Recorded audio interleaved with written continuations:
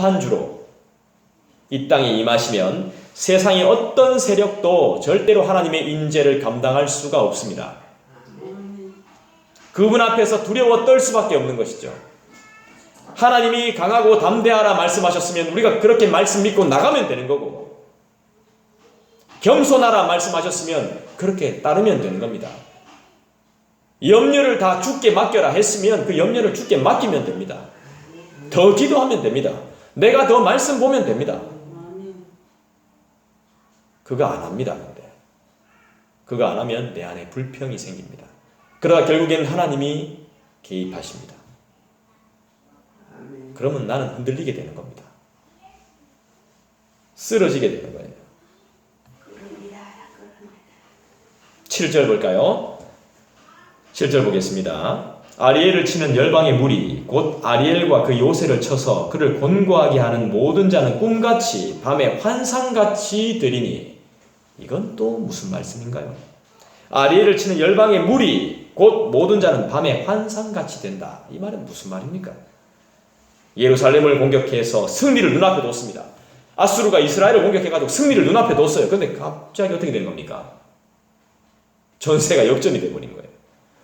이스라엘 백성들이 막 예루살렘 백성들이 막 쓰러지고 있는데 갑자기 무두두두 막 일어나더니 아수르가 막 두두두두 쓰러지는 거예요. 순식간에 승리를 코앞에 뒀는데 깃발만 꽂으면 되는데 순식간에 깃발이 날아가요. 깃발 들고 왔는데 깃발이 없어져 버렸어. 승리 깃발을 꽂아야 되는데 순식간에 하나님의 공격으로 말미암아서 패배한 것을 스스로 믿지 못하는 겁니다. 스스로. 왜요? 환상. 밤에 환상. 꿈 같거든요. 꿈 같거든요. 꿈만 같거든요. 너무 좋아도 꿈만 같지만 너무 황당해도 이게 꿈만 같은 겁니다. 너무 황당한 거예요. 스스로도 믿지 못하게 된다 이 말이죠. 하나님은 약속대로 아수르 군대를 하루 밤 만에 멸절시켜 버렸습니다. 하나님 약속대로. 하나님이 은혜를 주시면 우리 교회는 엄청나게 부흥할 수 있습니다. 아닐 수도 있습니다. 안 줄 수도 있어요, 하나님이. 근데 하나님 마음인 거예요. 될 수도 있지만 안 될 수도 있어요. 모든 걸 하나님께 맡겨드려야 돼요. 그냥. 우리는 모르는 거예요. 우리는 그냥 최선을 다해서 좁은 길 가는 거예요. 양옆에 볼 필요 없어요. 그 길을 가는 거예요. 그 길을 그냥. 성경이 말씀하시는 그 길, 십자가의 길, 그 도를 아십니까? 엄청 많던데 진짜 도는 그 도가 아닙니다. 8절 보겠습니다.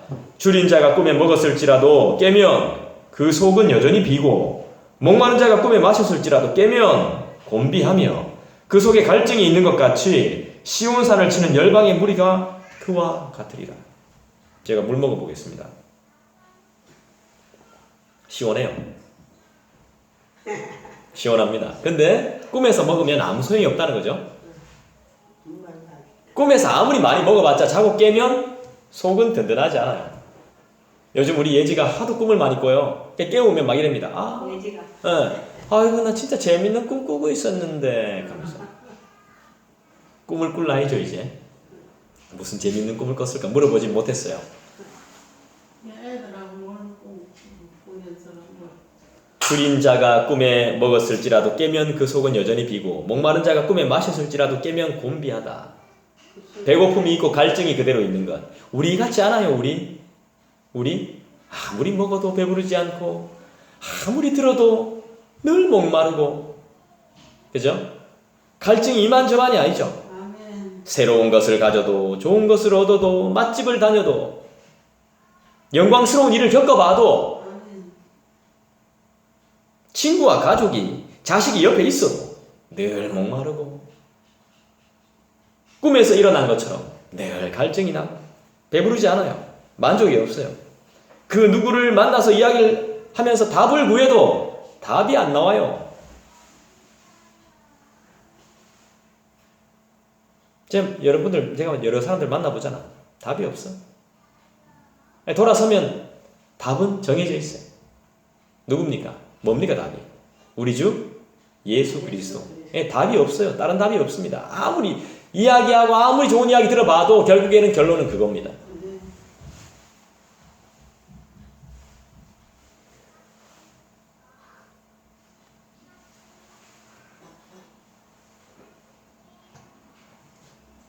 진정한 종교개혁은요, 성경을 읽는 겁니다. 진정한 종교개혁은. 종교개혁이 딱 되고 나서 성경이 번역됐잖아요. 천주교에서 사제들이 라틴 말로 설교하는데 누가 알아듣습니까? 못 알아들어. 우리말로 해도 못 알아듣는데. 어려워서. 어떤 설교는. 네. 근데 라틴 말로 하면 그거 알아듣습니까? 못 알아듣지.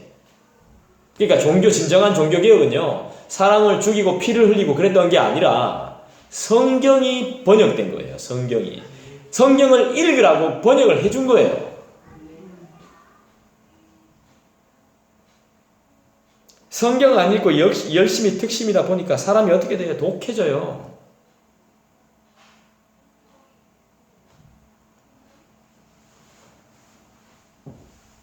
껍데기밖에 없는 거죠. 혼자서는 설 수 없는 약해 빠짐.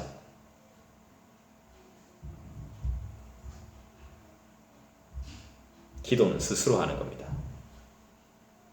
성경도 스스로 읽는 겁니다. 아멘.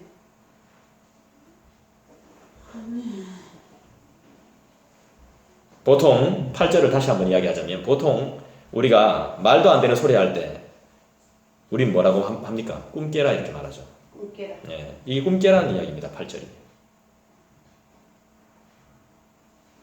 주님 의지하지 않으면, 내 생각대로 밀고 나가면 모든 계획과 뜻이 실패로 돌아간다 이 말입니다. 우리가 망하는 이유가 뭐겠습니까? 잘 안 되는 이유가 뭘까요?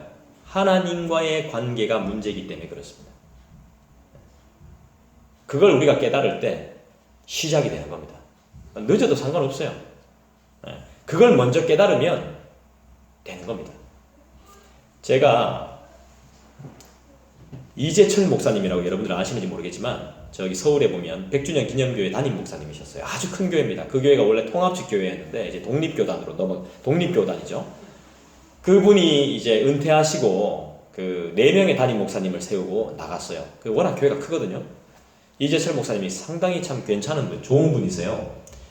그분이 저와 교단이 같진 않지만 그분이 하는 이야기가 굉장히 도전이 될 때가 많았어요. 그분의 책들도 보면 청년아 울더라도 뿌려야 된다. 이런 책들이 보면 굉장히 주옥 같은 글들이 정말 많아요.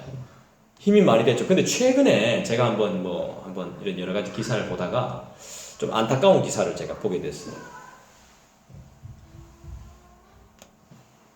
이건 저의 안타까운 부분일 뿐이죠. 그분은 잘못이 없습니다. 그냥 제가 안타까울 뿐이에요. 그 단어 하나에 그냥. 진짜 성공이 뭐고 진짜 실패가 뭔지를 고민해 보게 되는 거죠. 화려한 예배, 큰 예배 드린다고 해서 우리의 죄가 가리워집니까? 전혀 그렇지 않습니다.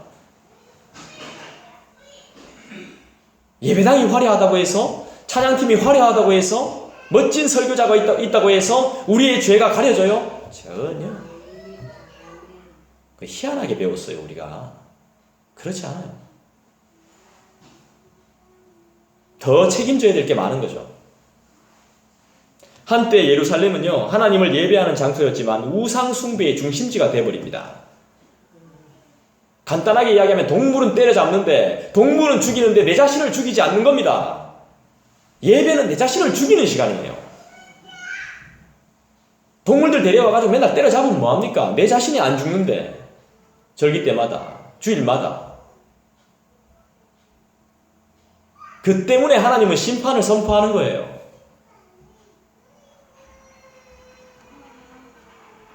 한두 번 은혜를 받거나 고난을 겪었다고 해서 성도가 본질적으로 겸손해지는 거 아니에요.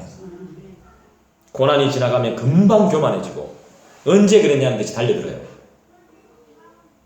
자신만을 위해 사는 존재가 바로 인간이에요.